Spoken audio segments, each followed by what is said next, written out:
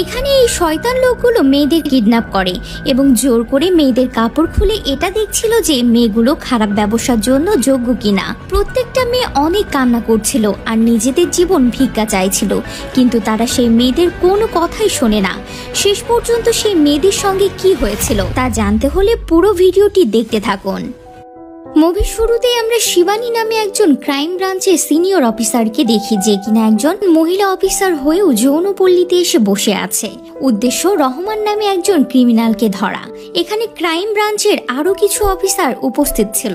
ছদ্মবেশে তারা রহমানকে খুঁজছে। এরপর সারা রাত অপেক্ষা শেষে তারা রহমানকে ধরতে সক্ষম হয়। অফিস শেষে শিবানী বাড়িতে গেলে আমরা শিবানীর পরিবারকে দেখতে পাই। শিবানীর পরিবারের সদস্য সংখ্যা 3 জন। শিবানী, তার স্বামী এবং তার ভাগ্নি মীরা। মীরার বাবা মা মারা গেছে, তাই শিবানী মীরাকে সর্বোচ্চ ভালোবাসা দিয়ে নিজের সন্তানের মতোই লালন পালন করে।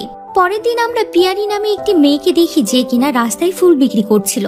সেখানে তখন শিবানী আর মীরা চলে আসে এবং পিয়ারিকে তাদের সাথে নিয়ে যায়। তাদের গল্পের মধ্য দিয়ে আমরা জানতে পারি পিয়ারিকে ছোটবেলায় তার চাচা বিক্রি করে দিচ্ছিল। তখন শিবানী পিয়ারির জীবন বাঁচায় এবং একটি অনাথ আশ্রমে পিয়ারির থাকার ব্যবস্থা করে দেয়। এরপর আমরা কয়েকদিন পরের দৃশ্য দেখি, যেখানে শিবানী তার ফ্রিজে অনেকগুলো কেক দেখে মীরাকে জিজ্ঞাসা করে এত কেক কে এনেছে।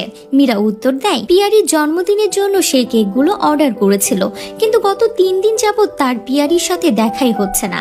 এরপর শিবানী মীরাকে নিয়ে অনাথ আশ্রমে যায় পিয়ারিকে খুঁজতে, কিন্তু সেখানে গিয়ে জানতে পারে গত 4 দিন যাবত পিয়ারি নিখোঁজ।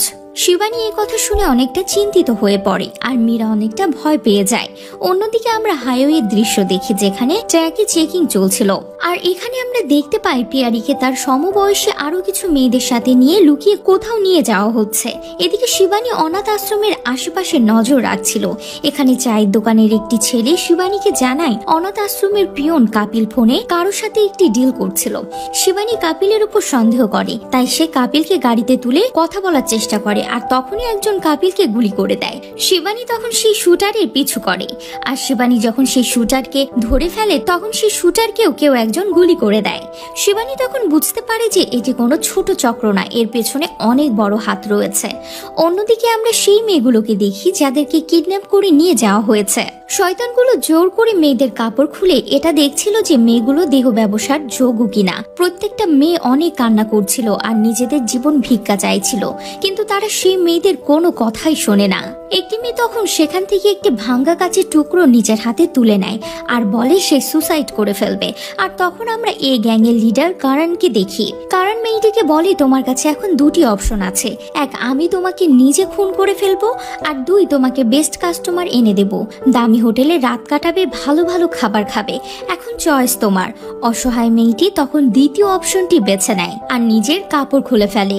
এদিকে কাপিলের মৃত্যুর পরে শিবানীর হাতে কাপিলের ফোনটি রয়েছে, আর সেই ফোনে একটি ছবি দেখে শিবানীর সন্দেহ হয়। শিবানী এই ছবিটি নিয়ে গ্যাংস্টার রহমানকে দেখায় এবং রহমান বলে এর নাম হচ্ছে সানি, এর গাড়ির ব্যবসা রয়েছে, কিন্তু এর মূল ব্যবসা হচ্ছে নারী পাচার আর ড্রাগ ডিলিং।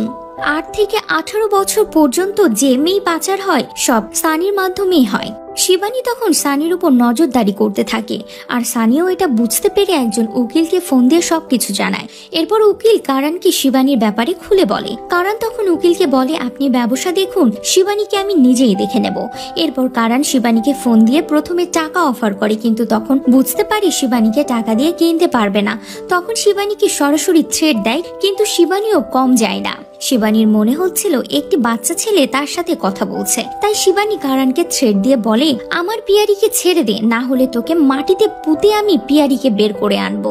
কারণ এতক্ষণে বুঝতে পারে শিবানী কেন তার পেছনে পড়েছে, আর এর জন্য কারণ একটি লোককে ফোন দিয়ে বলে পিয়ারিকে সবার প্রথমে কাস্টমারের কাছে পাঠাতে। কারণ এখন শিবানীর রাগ পিয়ারির উপর ঝাড়বে।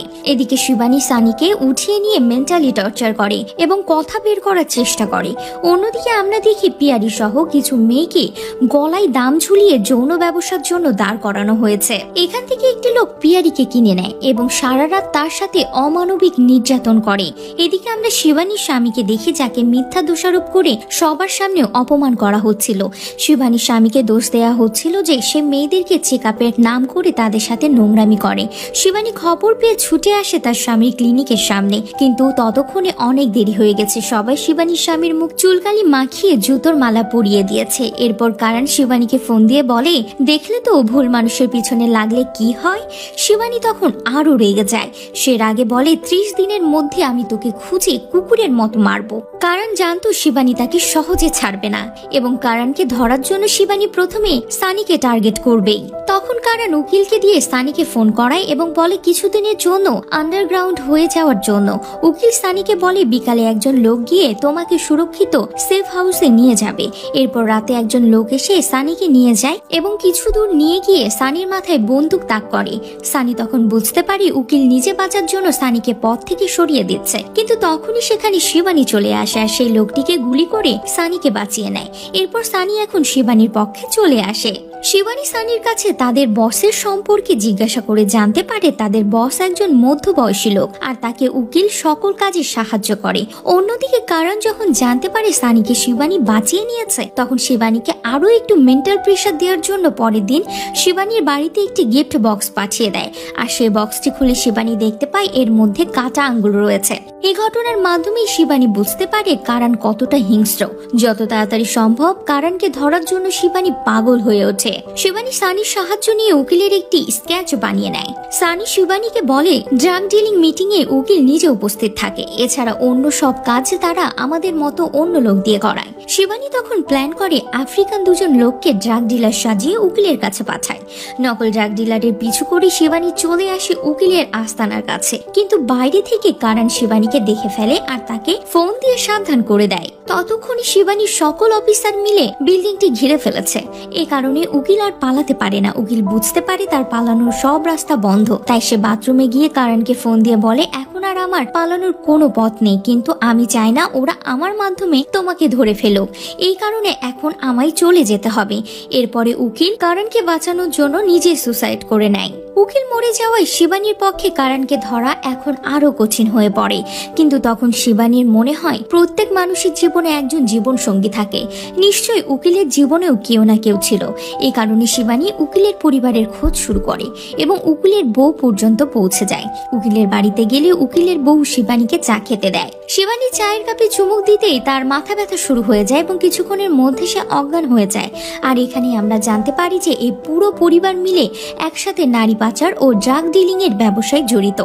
শিবানীর জ্ঞান ফিরলে তার সামনে কারণকে দেখতে পায়। কারণ শিবানীকে বলে আমি তোমাকে এখন এমন একটি জীবনে নিয়ে যাব যেখানে তুমি সবসময় মৃত্যুর জন্য অপেক্ষা করবে। এরপর শিবানীকে বস্তায় ভরে কারণ সেই সব মেয়েদের কাছে নিয়ে যায়। সেখানে গিয়ে শিবানীর পিয়ারির সাথে দেখা হয়। পিয়ারিকে দেখে শিবানী পিয়ারিকে নিজের বুকে টেনে নেয় এবং ভয় পেয়ে কারণকে বলে পিয়ারির কিছু করো না, এর জন্য আমি যে কোনো মূল্য দিতে প্রস্তুত। এরপর আমরা একটি পার্টির দৃশ্য দেখি যেখানে শিবানীর হাত পা বেঁধে কারণ শিবানীকে একটি রুমে শুয়ে রেখেছে এবং শিবানীর পাশে শুয়ে সে নিজের এই নোংরা ব্যবসা নিয়ে অহংকার করছিল। এরপর কারণ শিবানীকে দিয়ে নিজের যৌন ব্যবসা চালাতে চায়, অর্থাৎ শিবানীর রুমেও সে একজন কাস্টমারকে পাঠিয়ে দেয়, কিন্তু ততক্ষণে শিবানী নিজের হাত খুলে ফেলেছে। শিবানী সে কাস্টমারকে লাথি মেরে ইচ্ছা মতো মারধর করে। এরপর শিবানী সে কাস্টমারের গলায় চাকু ধরে সবার সামনে যায় এবং কারণকে বলে তাদের সাথে যাওয়ার জন্য। আর আলাদা রুমে এসে শিবানী কারণের উপর বন্দুক তাক করে। কারণ তখন বলে আরে বাহ, আপনি তো অনেক স্মার্ট, কিন্তু একা একা এগুলো কিভাবে করলেন? শিবানী তখন কারণকে বলে তুমি মেয়েদের যতটা দুর্বল মনে করো আমরা ততটা দুর্বল নয়। তখন কারণ শিবানীকে বলে কি এমন শাস্তি আপনি আমাকে দেবেন? জেলে নিয়ে গেলে 1 সপ্তাহের মধ্যে আমি বাইরে চলে আসব।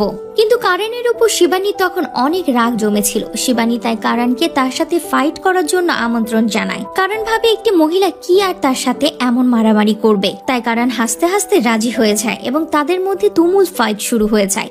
কিন্তু শিবানীর মনে কারণের জন্য অনেক রাগ আর ঘৃণা জমেছিল, তাই শিবানী কারণকে ইচ্ছা মতো মারতে থাকে। মারতে মারতে কারণের একদম বেহাল অবস্থা করে ফেলে। আর এরপর কারণকে সেই মেয়েদের হাতে ছেড়ে দেয় যাদেরকে দিয়ে কারণ নিজের যৌন ব্যবস্থা ব্যবসা চালাচ্ছিল।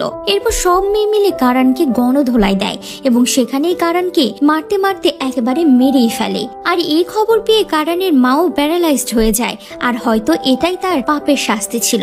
আর এই সাথেই এই মুভির কাহিনী এখানেই শেষ হয়ে